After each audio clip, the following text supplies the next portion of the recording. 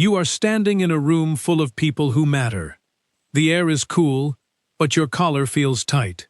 You've practiced your words. You've mastered the speech. Then, a single question hits you from the back of the room. It isn't even a difficult question, but suddenly, you feel it. A prickle at the base of your neck. A creeping, uncontrollable warmth rising toward your jaw.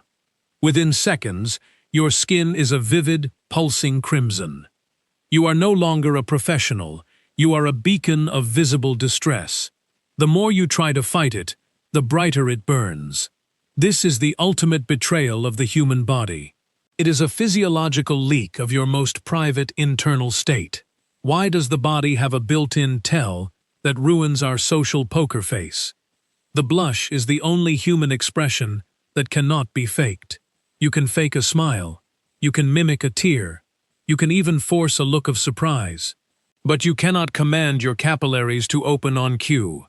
Conversely, you cannot command them to close when they have decided to expose you. It is a controlled collapse of your social armor. For decades, scientists, psychologists, and even the most cynical investigators of human behavior have tried to figure out why we evolved this way. Why would nature give us a mechanism that serves no purpose other than to signal our own vulnerability? It feels like a design flaw. It feels like a glitch in the software of the human ego.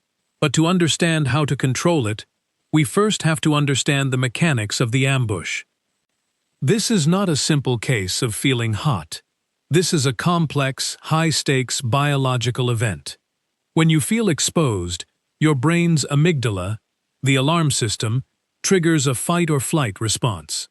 This is the same system that activates when a predator is chasing you. Your body releases adrenaline. Your heart rate climbs. Your breathing quickens. This is the standard protocol for survival. However, in a social setting, you aren't running. You are standing still. The adrenaline has nowhere to go. In most parts of the body, adrenaline causes blood vessels to constrict, to redirect flow to the muscles. But in the face, something different happens. The veins in your cheeks and neck possess a unique set of receptors. Instead of closing, they dilate. They open the floodgates. The proof of this biological quirk is found in the sheer density of the facial capillary bed. Your face has more tiny blood vessels per square inch than almost any other part of your body. These vessels are also closer to the surface. When the adrenaline hits those specific receptors, the blood rushes in. This is vasodilation. It is an involuntary physical reaction. You cannot think your way out of it. In fact, thinking about it only makes it worse. This creates a devastating feedback loop. You realize you are blushing.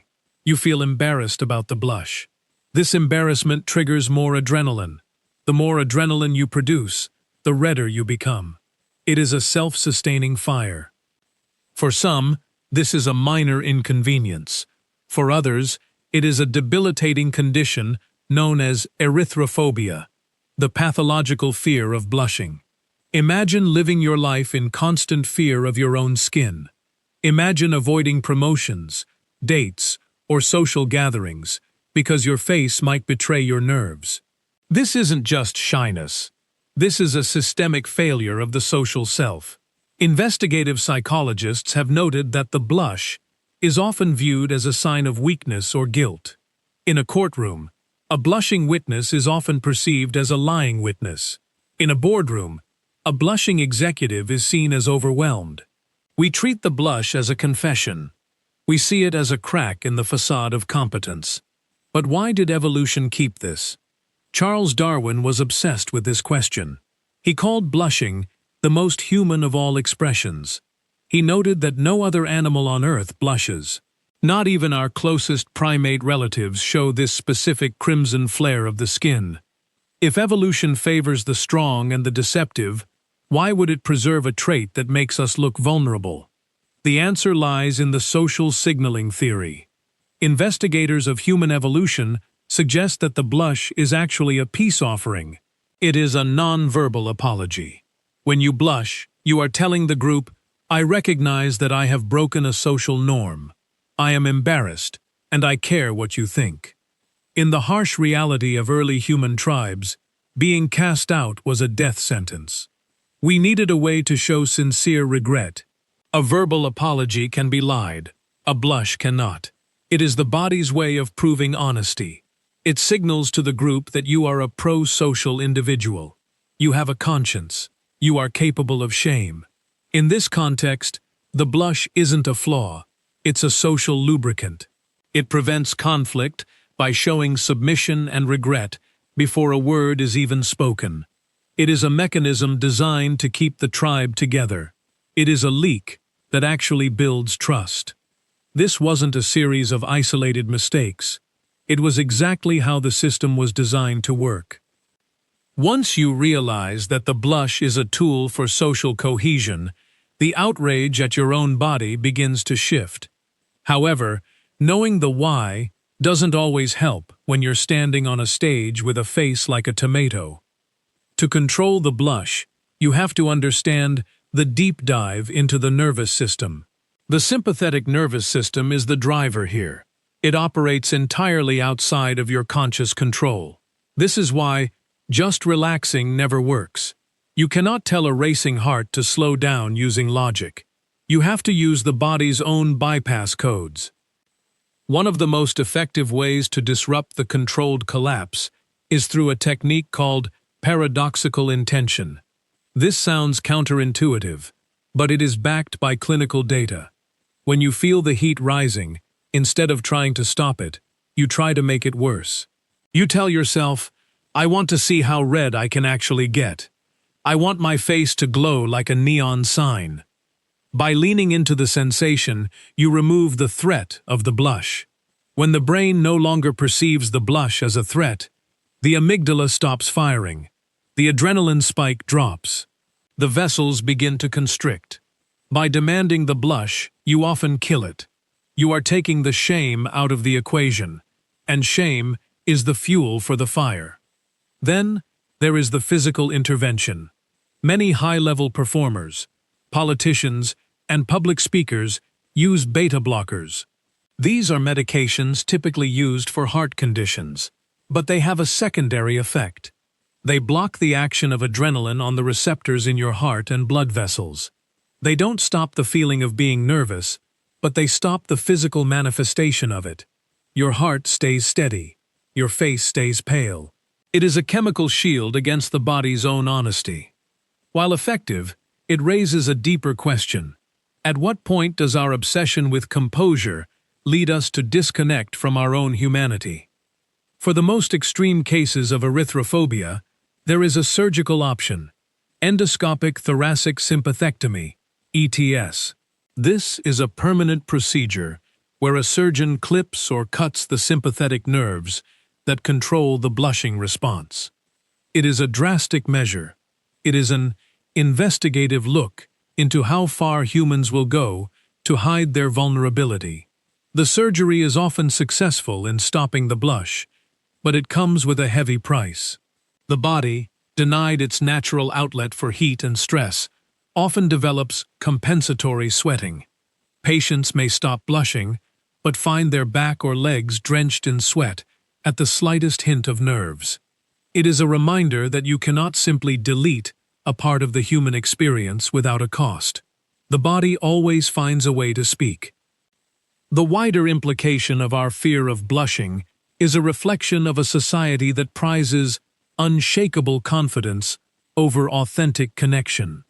We have built a world where showing emotion is seen as a liability. We want to be machines. We want to be polished, curated, and perfectly controlled.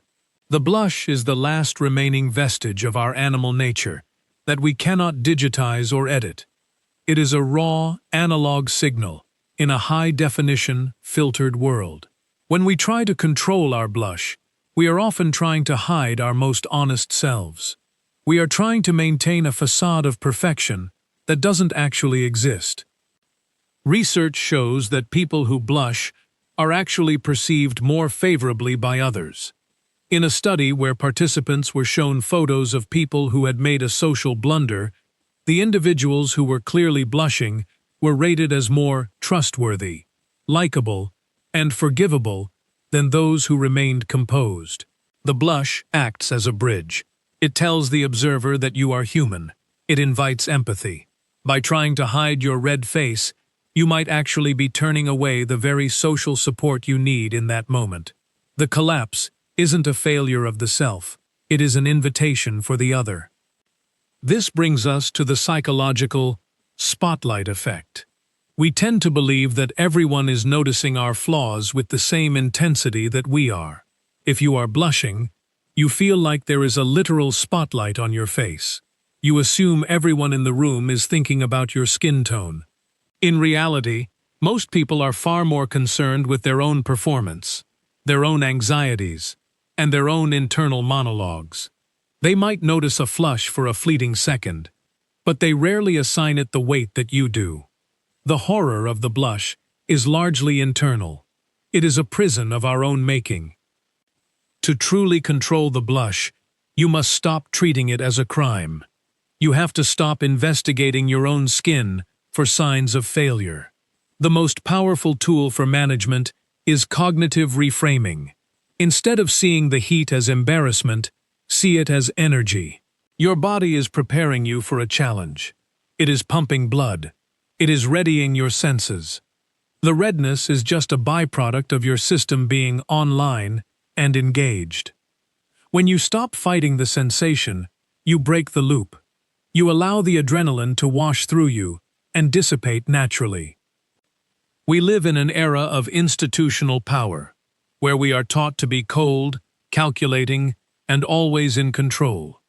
But the human body is not an institution. It is a living, breathing, sensitive organism. The blush is a reminder that we are not robots. It is a sign that we care. It is a sign that we are connected to the people around us. If we lost the ability to blush, we would lose a piece of our moral compass. We would lose the visible sign of our conscience. The tell is not a weakness. It is the mark of a person who is still capable of feeling the weight of the world.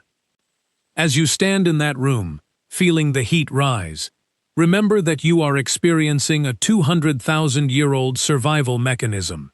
Your body is trying to protect your place in the tribe. It is trying to prove your honesty. It is trying to keep you connected. The collapse of your composure is actually the strengthening of your humanity. You don't need to be a fortress. You don't need to be a wall of ice. You just need to be present. The next time you feel that familiar warmth, don't look down. Don't apologize. Don't try to hide behind your notes. Look up. Let the room see the color. Let them see that you are human. Let them see that you have skin in the game. In a world of fake smiles and calculated responses, your red face is the most honest thing in the room. It is a badge of authenticity. It is a signal of a heart that is still beating, still caring, and still very much alive. The heat will eventually fade. The vessels will eventually close.